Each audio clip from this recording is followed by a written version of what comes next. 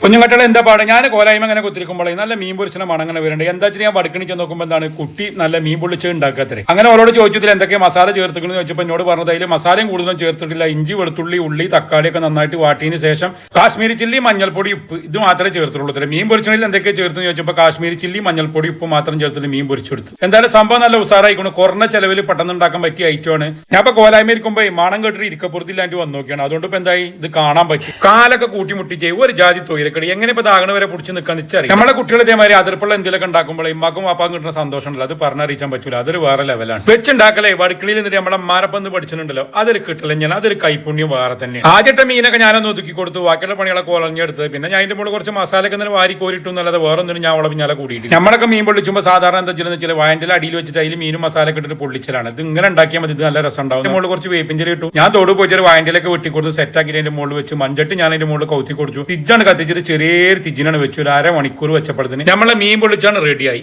ഓരോന്ന് ഉണ്ടാക്കുന്ന രീതി കാണുമ്പോൾ തന്നെ അറിയാം ആൾക്ക് എത്ര പാചകം അറിയാന്നുള്ളത് എന്തായാലും കണ്ടപ്പോൾ എനിക്ക് വളരെ തൃപ്തിയായി പിന്നെ ഒക്കെ പാടെ പ്ലേറ്റിന് വളമിട്ട് എല്ലാവരും പാടെ വട്ടാളിൽ തീറ്റ അത് വേറെ ലെവലാണ് നമ്മളിന്ന് എത്ര ഉയർന്ന വിദ്യാഭ്യാസം ഉണ്ടായിട്ടും കല കൂടെ പാചകവും ഡ്രൈവിംഗ് പറഞ്ഞിട്ടില്ലെങ്കിൽ ആണായാലും പെണ്ണായാലും പരാജയപ്പെടും എന്തായാലും തിന്നോട്ടെ സംഭവം വേറെ ലെവൽ തന്നെ ഇനി ഇതിലും ഇതെന്താ